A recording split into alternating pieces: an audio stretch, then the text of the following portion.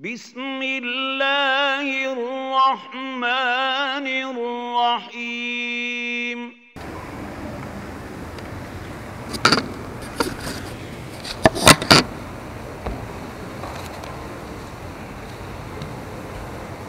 Assalamualaikum warahmatullahi wabarakatuh.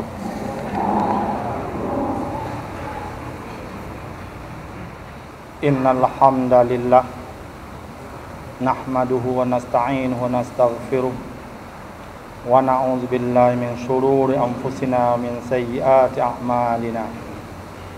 May yahdihillahu fala mudilla lahu wa may yudlil fala hadiya lahu. Asyhadu an la ilaha illallah wahdahu la syarika lahu wa asyhadu anna Muhammadan abduhu wa rasuluh. Allahumma shalli ala Muhammad wa ala ali Muhammad kama shallaita ala Ibrahim wa ala ali Ibrahim innaka Hamidum Majid. Wa barik ala Muhammad wa ala ali Muhammad kama barakta ala Ibrahim wa ala ali Ibrahim innaka Hamidum Majid.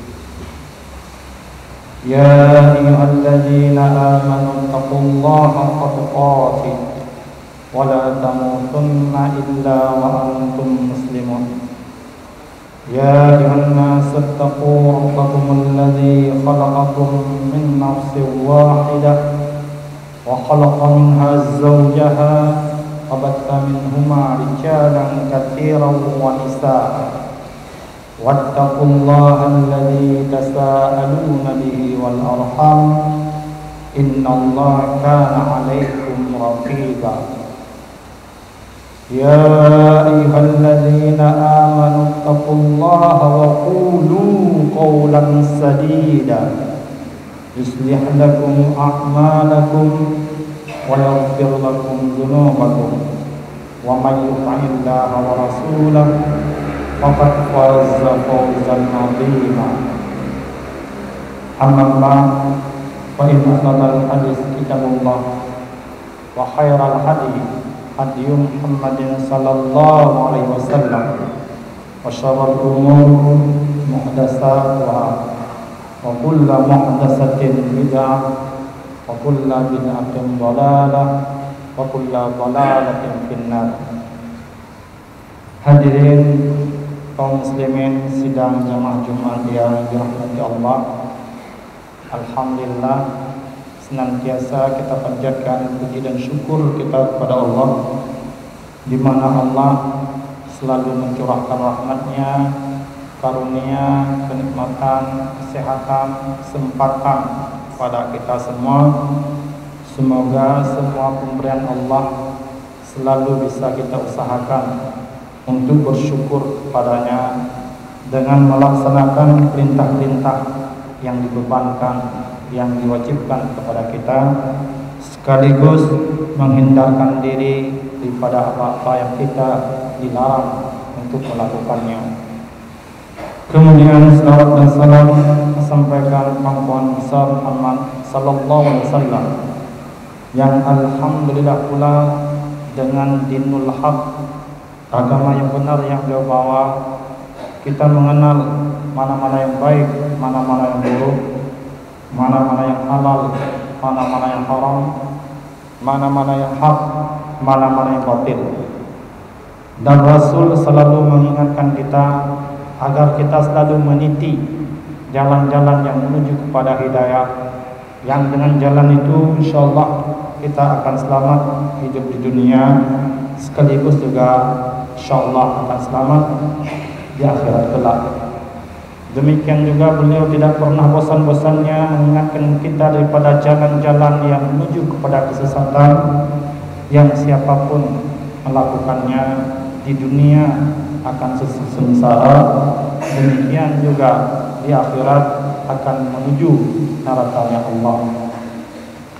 Hadirin yang dirahmati Allah, salah satu sunnatullah yang Allah tetapkan di bumi ini adalah adanya pertarungan terus-menerus antara hak dan batil, antara benar dan salah, antara iman dan kekufuran, antara tauhid dan kesyirikan. Ini ketetapan ini berlangsung dari pertama manusia diciptakan sampai yang terakhir menuju kiamat dunia. Ini sebuah sunnatullah yang tidak ada perubahan. Sebaik apapun seseorang, sesalih apapun seseorang, sesempurna apapun seseorang dalam berbagai sisi akhlaknya, semuanya, dia tetap ada musuh, dia tetap dimusuhi. Bahkan dalam perjalanan sejarah umat manusia, justru orang-orang terbaik inilah yang paling besar permusuhan yang dilakukan oleh para manusia yang tidak ingin wahyu Allah ini bisa ditegakkan di bumi. Maka kita melihat sejarah perjalanan para nabi adalah sejarah penuh tantangan, sejarah penuh permusuhan dengan orang-orang yang ada di sekitarnya yang menolak beriman pada Allah Subhanahu wa taala dan wahyu yang diberikan. Maka pada khutbah singkat hari ini saya akan memaparkan sedikit cuplikan sejarah pertentangan, permusuhan kepada wahyu Allah dan pembawanya. Risalah ini dari waktu ke waktu, dan cuplikan ini saya ambil dari Nabi kita, Nabi Muhammad SAW.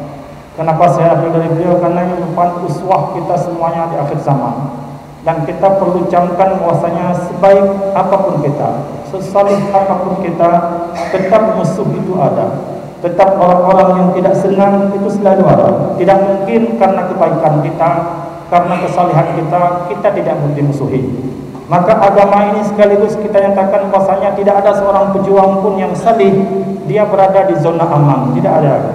Dia hidup di sebuah pertentangan yang luar biasa.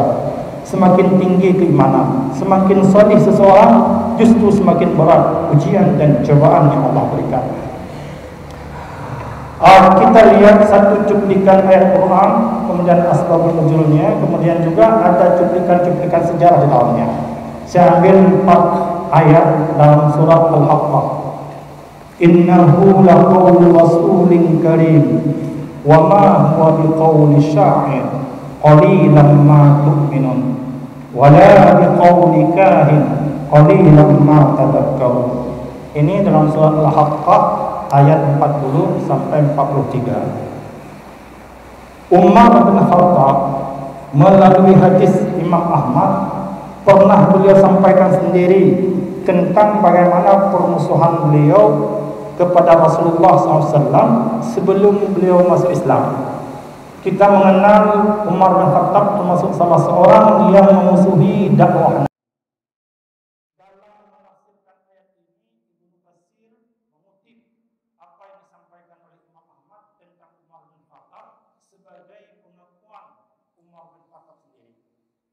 Beliau suatu hari mencari-cari Nabi untuk menghalangi dakwahnya di mana, dan ternyata tidak ketemu. Beliau keliling-keliling tidak bertemu Rasulullah, sehingga beliau menuju daripada Ka'bah. Sampai di sana ternyata Rasulullah sedang duduk membaca wahyu. Wahyu yang beliau baca adalah Al-Quran surat Al-Haqqah. Maka pada saat Umar mendengar bacaan Nabi, maka beliau sangat tertegun.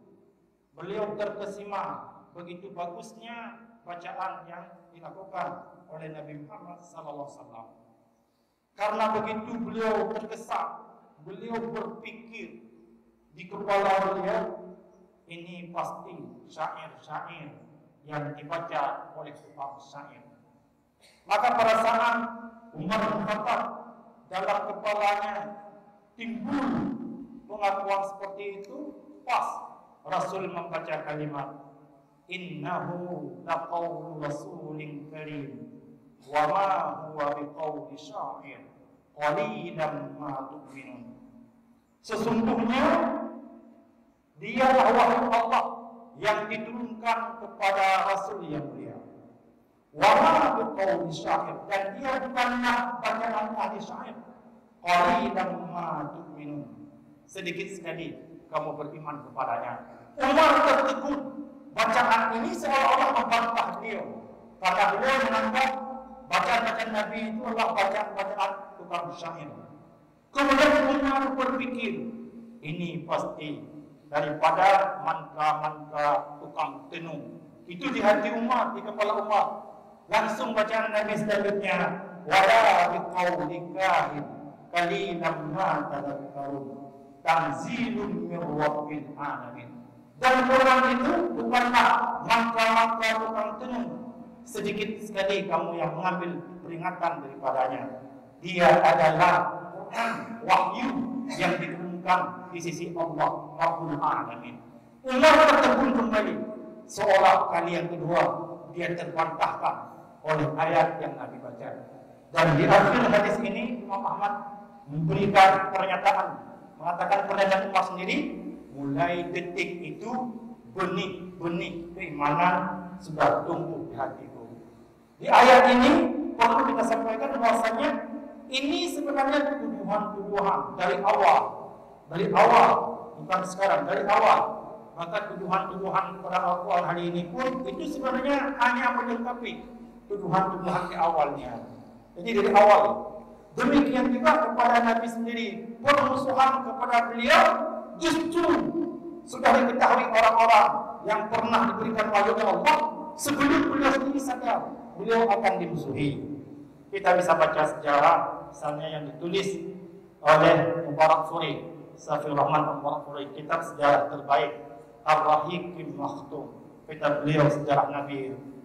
Beliau sebutkan setelah Rasulullah menerima wahyu pertama di Gua Hira, beliau saat menerimanya dalam keadaan ketakutan, sehingga beliau berkali-kali diminta membacanya. Kemudian Jibril merangkul beliau sampai begitu ketakutan ke rumahnya. Beliau sampaikan kepada Khadijah, Zammiluni, selimuti aku.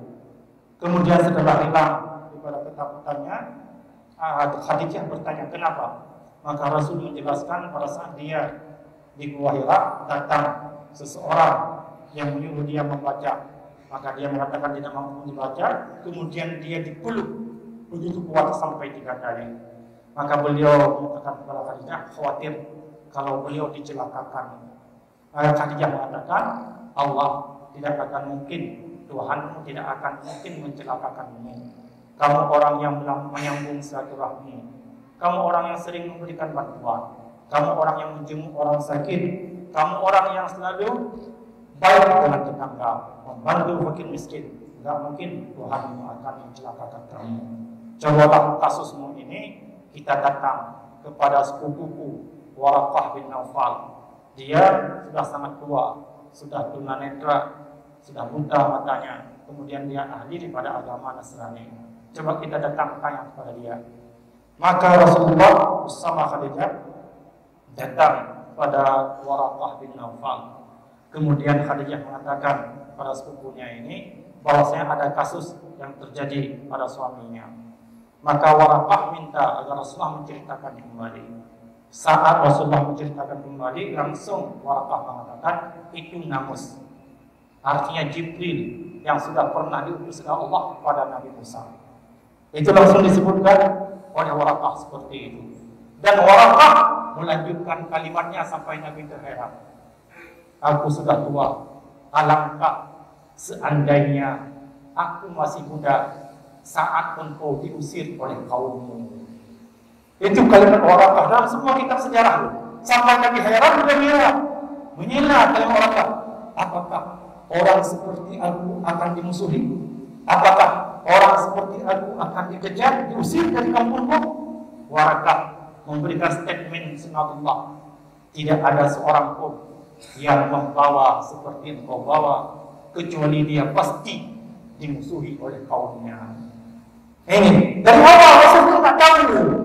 Dari awal sampai Waraqah mengatakan tidak seorang pun yang membawa seperti engkau yang tidak dimusuhi. Bukan karena akhlakmu, bukan karena hidupmu tidak baik, bukan, tapi karena apa yang kamu bawa. Wahyu yang kamu bawa dia akan dimusuhi oleh mereka. Sampai Waraqah mengatakan, alangkah seandainya aku masih memiliki panjang umur saat engkau diusir, saat engkau dimusuhi, aku akan membelamu dengan segenap jiwa ragaku. Dan ternyata kasus seperti apa yang disampaikan oleh Waraqah itu terjadi. Dan Rasul mempertanyakan dari titik itu Rasul berkata, ini akan sangat dimusuhi. Kemudian kita bisa lihat dan kita saat Rasulullah mulai melakukan dakwahnya dengan wahyu yang Allah turunkan di Makkah, itu banyak sekali tokoh-tokoh Quraisy yang memberikan perlawanan seperti Umar bin Khattab tadi, juga yang lain-lain. Bahkan pernah karena begitu khawatirnya tokoh-tokoh Quraisy di Makkah ini terhadap dakwah Nabi, terutama di musim haji. Karena pada musim haji itu kabilah-kabilah yang ada di sekitar Makkah, bahkan dari negeri yang jauh, datang untuk naik haji.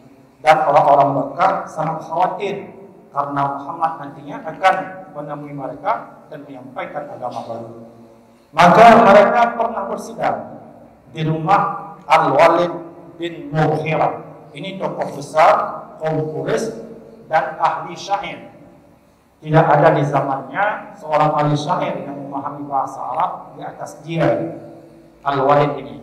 Maka tokoh-tokoh Quraisy semuanya sidang di rumah daripada Al-Walid bin Mughirah ini.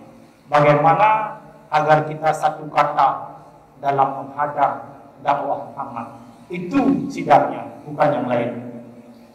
Maka ditanyakan kepada Al-Walid, wahai Al-Walid, engkau ini tokoh daripada kita semuanya, sampaikanlah pandanganmu. Apa kita sikapi Muhammad ini agar kita satu kata tidak berpecah belah, sehingga dia tidak diikuti oleh kabilah-kabilah yang datang untuk naik haji. Maka Al-Walid menjawab, justru sebaliknya, aku ingin mendengar apa-apa yang kalian ajukan. Nanti akan kuberikan masukan-masukan benar atau salahnya, baik atau tidaknya. Bukan dariku, tapi dari kalian. Maka satu di antara mereka mengatakan, bagaimana seandainya Muhammad ini kita katakan saja seorang dukun. Maka Al-Walid mengatakan, dukun sudah dikenal oleh masyarakat Arab. Mantra-mantra mereka juga kita kenal semuanya. Tidak ada orang di wilayah kita yang tidak memahami ini. Kalau ini kita tuduhkan kepada Muhammad, semua orang Arab akan mendustai kita. Karena Muhammad memang bukan dukun. Dan mereka tahu sebagaimana kita ketahui. Kemudian disebut yang kedua, bagaimana kalau kita katakan Muhammad ini sebagai orang gila.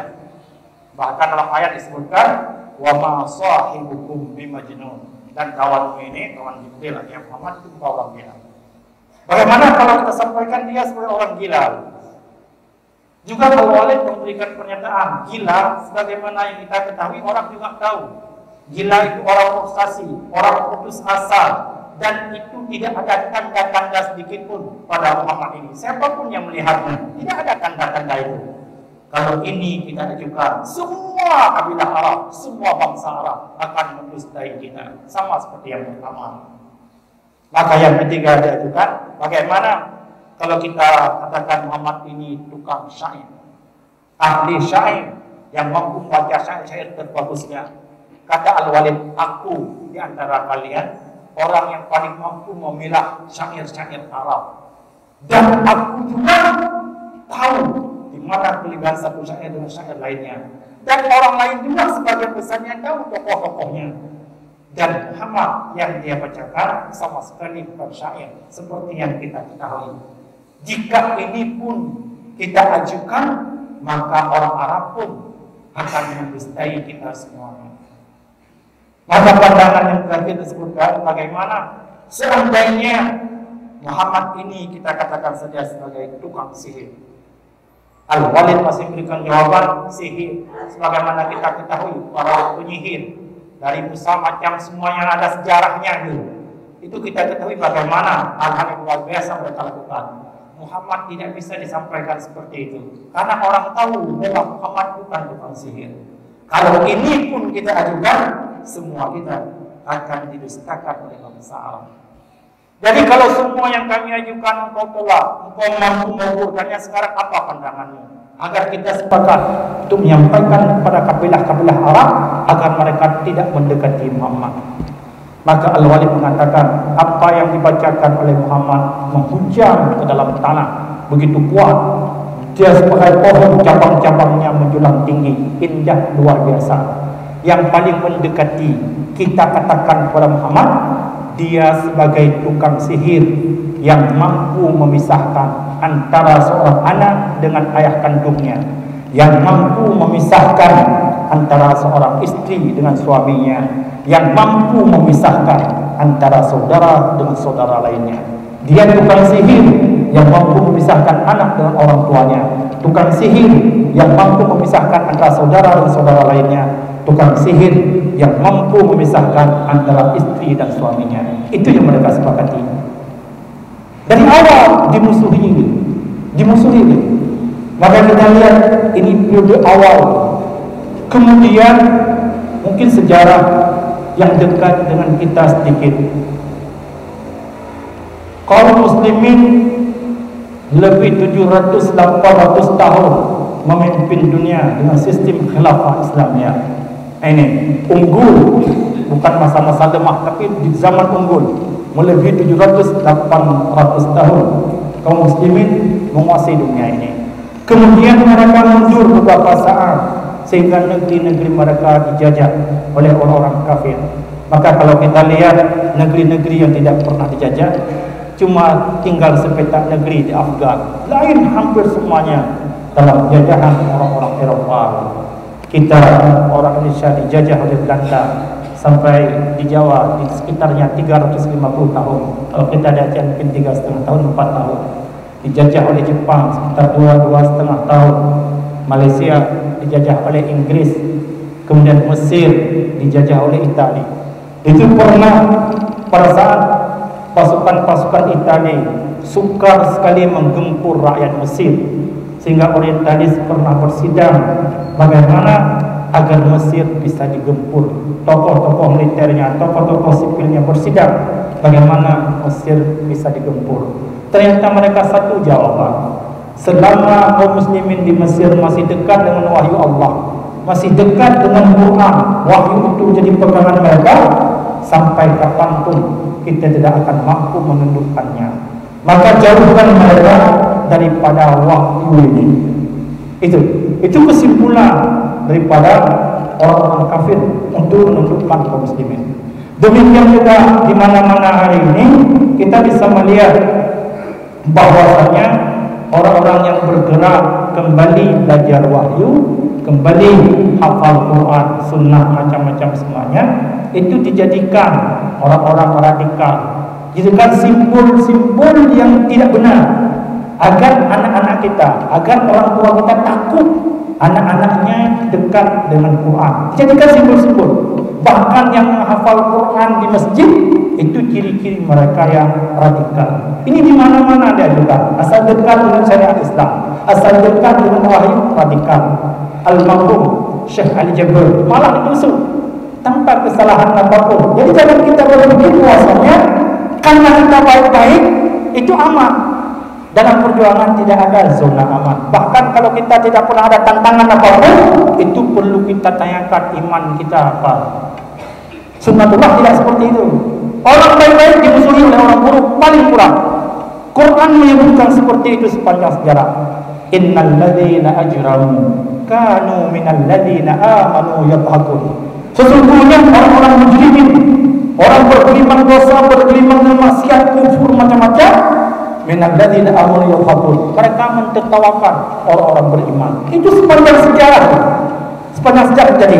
Maka kalau kita punya sikap hidup zona aman, itu sama sekali tidak sesuai dengan syariat Allah. Dan ulama menulis di kitab-kitab mereka, sesalih apapun orang, semakin tinggi keimanannya, semakin salih dia, semakin tinggi tantangan dan ujian yang Allah berikan. Maka kita berhati-hati. Kalau hidup ini tidak lagi diuji oleh Allah, kita sudah diabaikan, kita sudah ditelantarkan, tidak ada urusan lagi, maka iman kita dipertanyakan. Demikian juga kita berharap ke depan bahwasanya kita tidak perlu takut.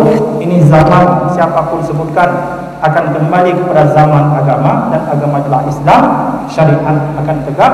Maka kita programlah anak-anak kita agar dekat kembali dengan Quran dan Sunnah Nabi. Ejekan, cacian, hinaan, disebut teroris, disebut radikal, kita biarkan saja. Dan kesalahan kita sekali lagi itu akan bisa saja pada tingkat pembunuhan kepada kita, bukan karena kesalahan. Dan sejarah berkali-kali membuktikan seperti itu. Pembunuhan bukan karena kesalahan, tapi karena keimanan. Wa ma naqamu minhum illa ayyuminu billahil azizil hamid. Dan mereka tidaklah membantai orang yang tidak menyiksa dan soal buruk itu kecuali cuma mereka beriman kepada Allah yang Maha Terpuji lagi Maha Kaya.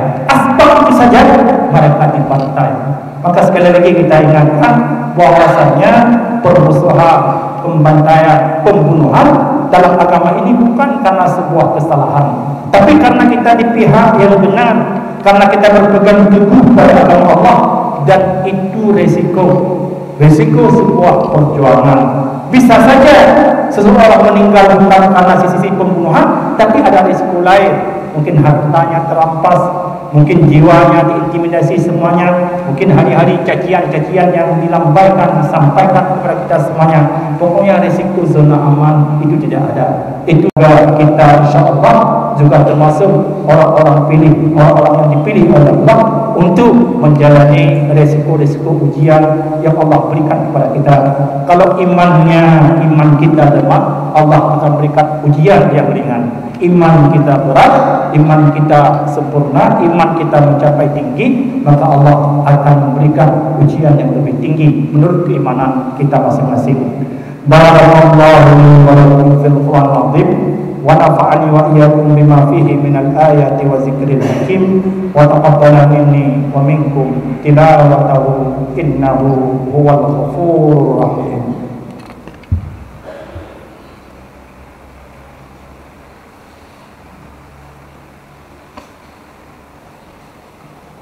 Alhamdulillah alladzi arsala rasulahu bil huda wa dinil haqq liyudhhirahu 'ala ad-dini kulli wa kafa billahi shahida.